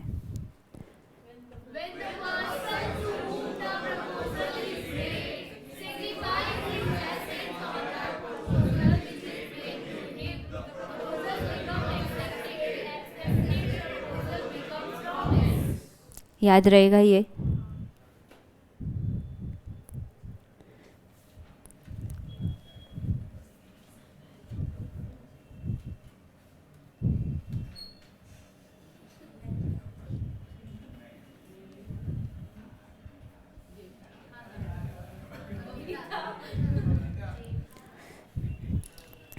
बोला था मैंने तारक मेहता देखना शुरू करना। किया लोगों ने तारक मेहता देखना शुरू? जिन्होंने नहीं देखा था आज तक, कोई अभी भी ऐसा है जिसको कुछ भी कैरेक्टर ऑफ तारक मेहता के बारे में नहीं पता? देख लिया ना? ठीक है, बहुत अच्छी बात है। तो जेठालाल है who is married but has a secret crush on. तो जेठालाल ने क्या किया? जेठालाल ने बबीता जी को पूछा कि क्या आप मेरे साथ आइसक्रीम खाने चलेंगे क्या? क्या पूछा? क्या आप मेरे साथ आइसक्रीम खाने चलेंगे क्या? ऑफर दिया? क्या स्टेटमेंट दे दिया आइसक्रीम खाने चलना पड़ेगा? हमने बबीता जी का असेंट मांगा, यानी बबीता जी का रिप्लाई मांगा। तो हमने वैलिड ऑफर किया था। बबीता जी रिप्लाई करते हाँ चलेंगे, मेरे साथ अय्यर भी चलेगा, यानी उनका हस्बैंड भी चलेगा।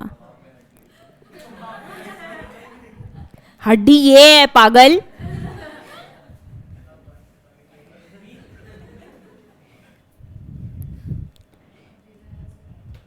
मुझे बताओ ये वैलिड प्रॉमिस है या नहीं है?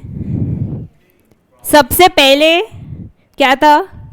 When the person to whom proposal is made. कौन है यहाँ पे? बबीता जी। किसको हमने ऑफर दिया? बबीता जी। क्या बबीता जी ने अपना असेंट दिखाया, थम्स अप दिखाया? दिखाया। प्रपोजल एक्सेप्ट हो गई क्या? तो क्या ये प्रॉमिस बन गया क्या? हमारा दिल कहेगा यस, पर लॉ कहता है no. Conditional acceptance is not allowed. आप एक्सेप्टेंस विद अ कंडीशन, इसके बारे में हम कहाँ पढ़ेंगे? इस चैप्टर में आगे पढ़ेंगे, ठीक है। एक और एग्जाम्पल लेते हैं। किसको यहाँ पे लगता है आपसे सीए फाउंडेशन नहीं हो पाएगा, भगवान के पास ही जाना पड़ेगा अब? हाँ, क्या नाम है आपका? हाकिम। अच्छा, क्या क्या? AQIB। आकिब। चलिए, आकिब जी क्लास में नहीं आते हैं। जनवरी में सपोज उनका एग्ज़ाम है, दिसंबर में अचानक से उनको याद आता है कि सीए फाउंडेशन में पास होना है। अब उनको पता है क्लासेस तो वो आए नहीं, तो पढ़ाई तो उन्होंने की नहीं, और हम सबको पता है जब पढ़ाई नहीं करते तो हमारा आखिरी रास्ता कौन होता है? तो आकिब भी क्या गए? आकिब मंदिर में गए, ठीक है। मंदिर में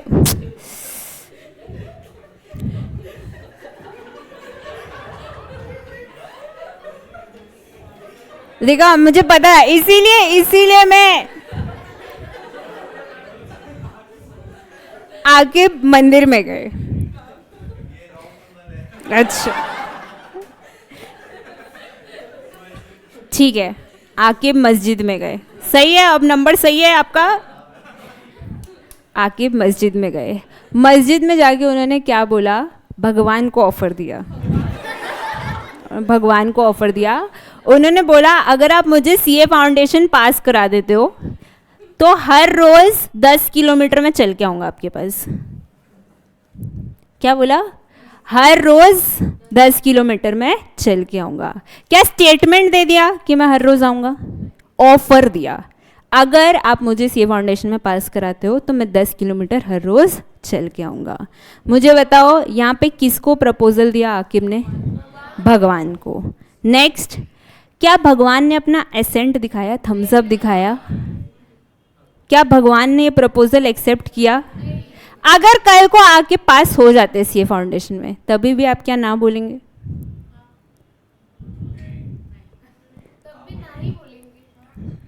सोच के बताइए, कल को आकिब सीए फाउंडेशन में पास हो जाते हैं तो क्या भगवान ने थम्स अप दिखाया था या नहीं? थम्स अप दिखाया था, पूरा भरोसा है। आप क्लास 9-10 से यही करते आए लग रहा है। मुझे बताइए, आकिब पास हो जाते हैं तो आप मुझे बताइए क्या भगवान ने अपना थम्स अप दिखाया था या नहीं दिखाया था? नहीं दिखाया था। कितने लोगों को लग रहा है मैम दिखाया था? कितने लोगों को लग रहा है नहीं दिखाया था? थोड़ा डरो भगवान से, अभी से ये सारी बातें बोलोगे कैसे एग्जाम में पास होगे। तो क्या ये वैलिड प्रॉमिस है या नहीं है? क्यों? सामने वाले का एसेंट आया या नहीं आया या आपको कभी भी पता नहीं चल सकता है। तो जब भी ऑफर और ऑफरी होगा तो एटलीस्ट वो दोनों नेचुरल पर्सन होना चाहिए या आर्टिफिशियल पर्सन जैसे कंपनी ये सब होना चाहिए। जहाँ से रिप्लाई नहीं आ सकता है ऐसा ऑफर आप नहीं दे सकते। क्लियर है ये बात? अब ऑफर का डेफिनेशन फिर से पढ़िए प्लीज़। सॉरी, प्रॉमिस का डेफिनेशन फिर से पढ़िए। व्हेन द, इसको अपने और क्या बोल सकते हैं? क्या बोल सकते हैं? ऑफरी, डबल ई वाला ऑफर ई। ऑफर दे कौन रहा है? ऑफरर। ऑफर किसको मिल रहा है? ऑफरी को। किशन के केस में ऑफरर कौन था? किशन के केस में ऑफरर कौन था? कौन ऑफर दे रहा था?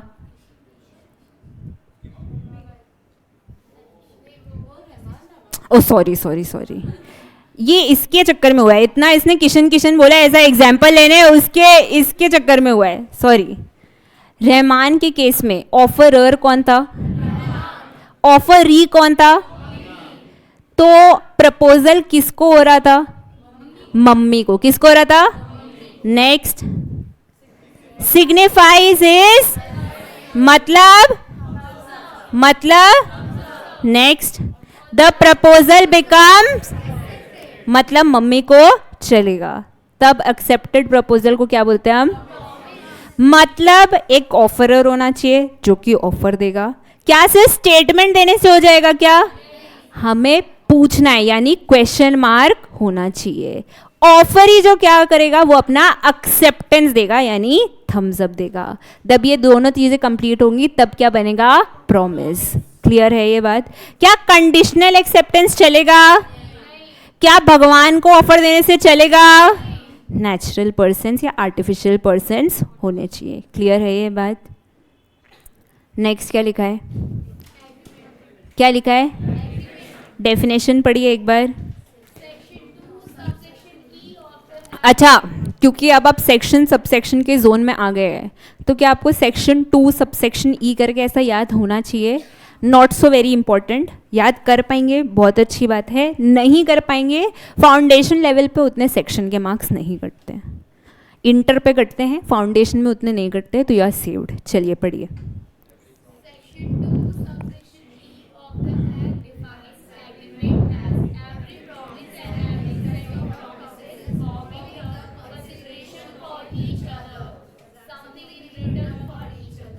मतलब प्रॉमिस तो है यहाँ पे, साथ साथ में क्या आ गया? और कंसिडरेशन।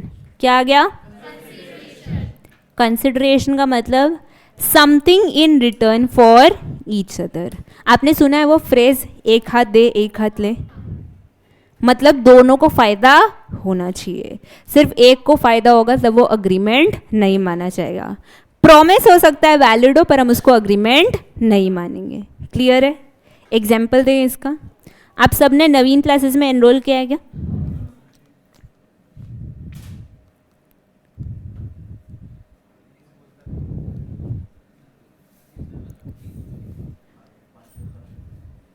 क्या नवीन क्लासेस आप सबको CA/CMA के कोचिंग क्लासेस ऑफर कर रहा है? जिस दिन आपने यहाँ पे पैसे दिए या यहाँ का रजिस्ट्रेशन फॉर्म भरा, क्या मैं कह सकती हूँ आपने एक्सेप्ट कर लिया? कर लिया एक्सेप्ट। नवीन क्लासेस को बदले में क्या मिले?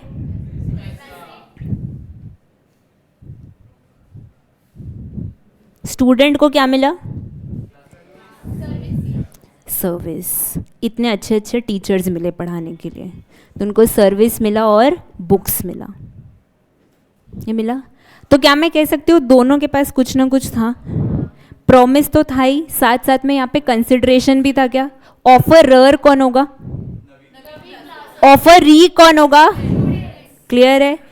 आपने जब एक्सेप्टेंस दिखाया, थम्स अप दिखाया, तभी ये प्रॉमिस बना, और प्रॉमिस के साथ साथ यहाँ पे हम दोनों को कुछ ना कुछ मिल रहा है, तो ये एक अग्रीमेंट बन गया। पर आप बोलोगे मैम हर प्रॉमिस में तो दोनों पार्टी को कुछ ना कुछ मिलता ही होगा ना? नहीं है ऐसा? अच्छा, आप एग्जाम्पल दे सकते हैं?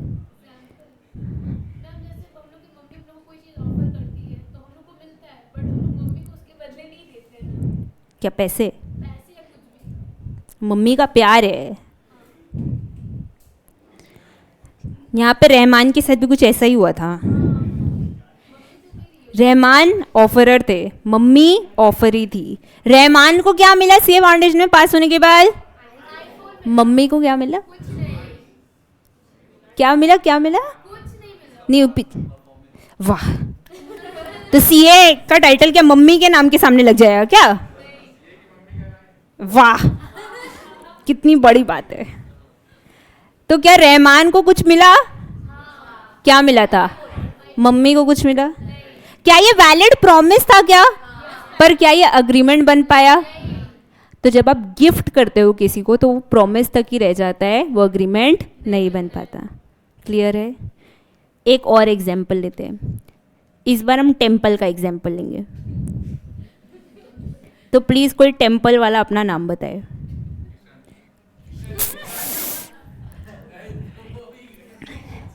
किशन एक मंदिर में जाता है।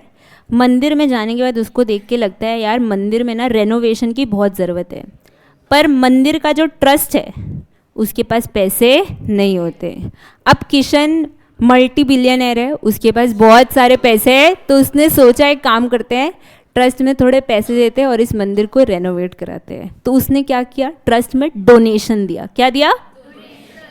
उसने ऑफर किया टेम्पल को कि अगर मैं ये डोनेशन या अगर मैं ये पैसे डोनेट कर देता तो क्या आप रेनोवेट करा देंगे क्या मंदिर को? तो किशन बना ऑफरर, मंदिर बना ऑफरी, और ये ऑफरी जो है मंदिर उन्होंने एक्सेप्ट किया और ये प्रॉमिस बन गया।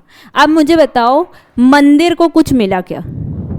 रेनोवेशन मिला, ट्रस्ट को पैसे मिले, पर किशन को कुछ मिला क्या?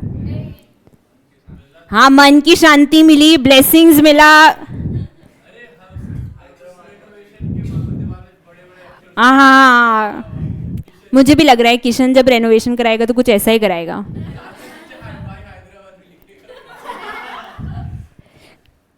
यहाँ पे मंदिर को कुछ मिला, किशन को कुछ मिला, तो क्या ये वैलिड प्रॉमिस था? पर क्या ये वैलिड अग्रीमेंट बन पाया क्या? क्लियर है ये बात? अग्रीमेंट का डेफिनेशन एक बार फिर से पढ़िए प्लीज। प्रॉमिस और सेट ऑफ प्रॉमिस, इन दोनों में डिफरेंस क्या है? एक वादा करेंगे प्रॉमिस, कई सारे वादे जो आप झूठे वादे अपने घर पे करके आते हैं, that is set of promises. Consideration मतलब something in return for each other, एक हाथ दे एक हाथ ले। क्लियर है ये? याद रहेगा? एक बार यहाँ तक जितना पढ़ा है उसके एग्जाम्पल नोट डाउन कर दे। आज किसी के कंधे में और दर्द था और कोई कॉन्सेप्ट बुक भी लाना भूल गया है? कोई ऐसा है? कॉन्सेप्ट बुक भी आप लाना भूल जाएंगे तो मैं आपको कुछ नहीं कर सकती, बहुत दर्द रहता है आपके। इसीलिए क्लियरली मैसेज में स्टेटेड था अलोंग विथ कॉन्सेप्ट बुक, क्योंकि मुझे आप सब पे भरोसा है कि मैं सिर्फ क्वेश्चन बुक ले लेती तो इतने महान आदमी है यहाँ पे, सब कॉन्सेप्ट बुक आज स्किप हो जाता। क्या आज तो सिर्फ क्वेश्चन बुक लाना है, कॉन्सेप्ट बुक का क्या जरूरत है?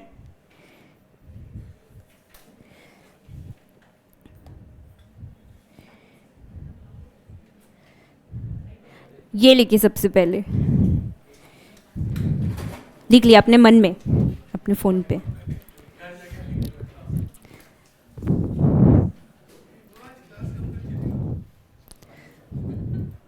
भगवान की इच्छा तक।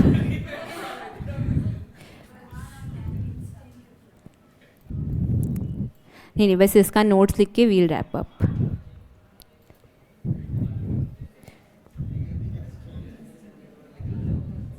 ये लिख लिया आप सबने?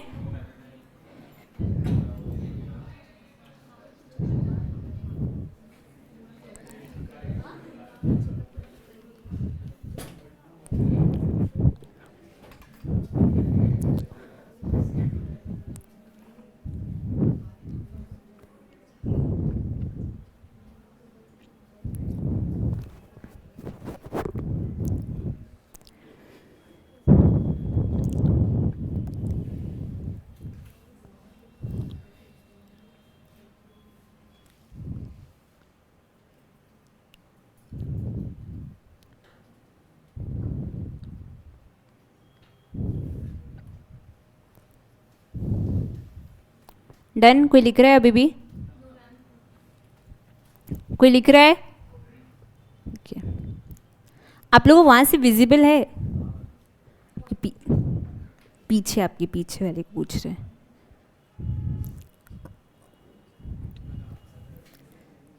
बादाम खाने से क्या होता है? आई सेड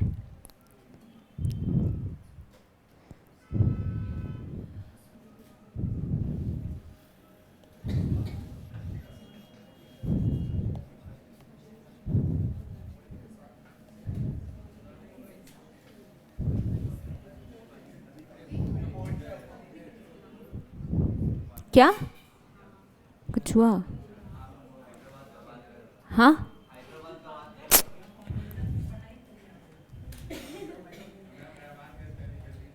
रहमान का गलत था क्या?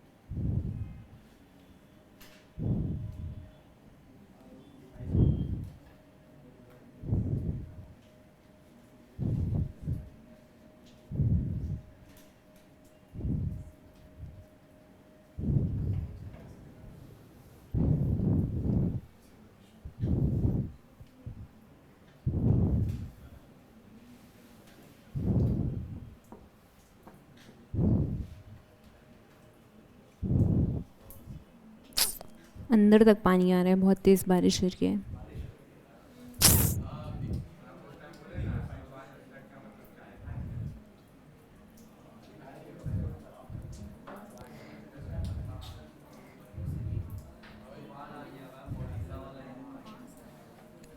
आपको कोई मतलब नहीं होना चाहिए, आपकी इसके बाद क्लास है जो आपको अटेंड करनी है, तो आपको घर जाना नहीं है।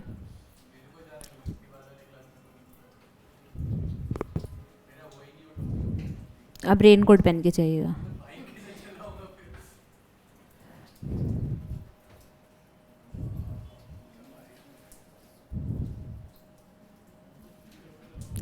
ये कर लिया आपने कॉपी सबने?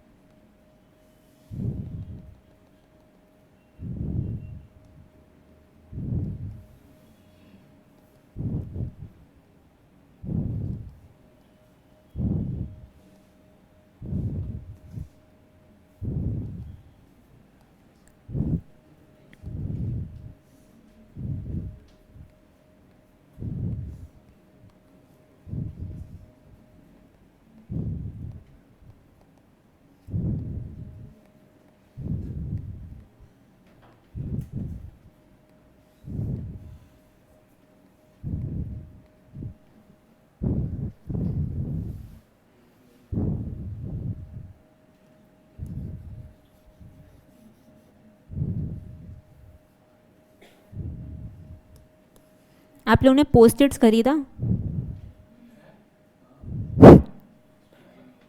स्टिकी नोट्स खरीदा?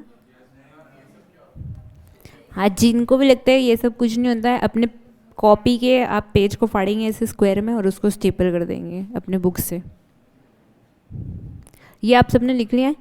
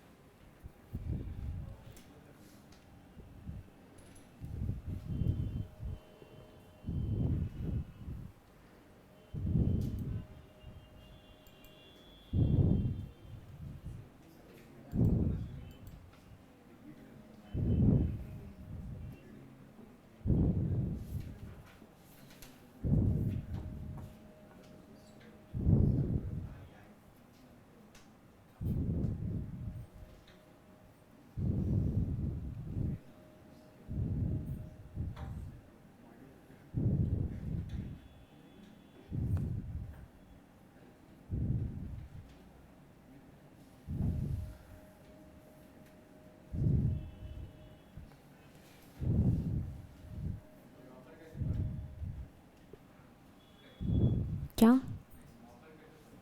इस पे पोस्ट-इट चिपकाना है आपको, से आपको ऐसे नीचे से दिखते रहेगा क्या लिखा है।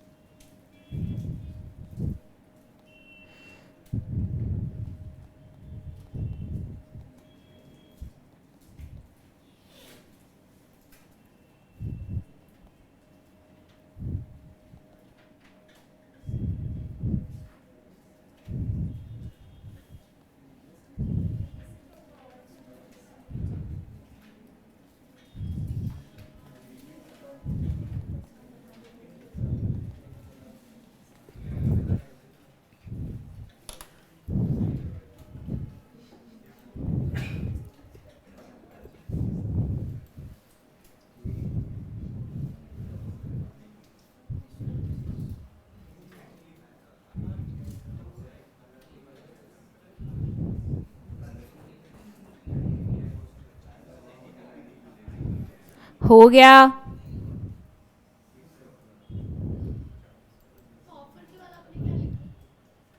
कहाँ पे? नीचे पोस्ट-इट पे?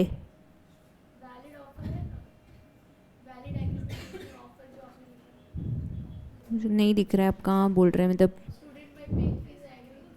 अग्रीज टू दिस ऑफर, ऐसे इक्वल टू साइन बनाया है। हाँ, आप इक्वल टू कर दीजिए उसको। मैथ्स।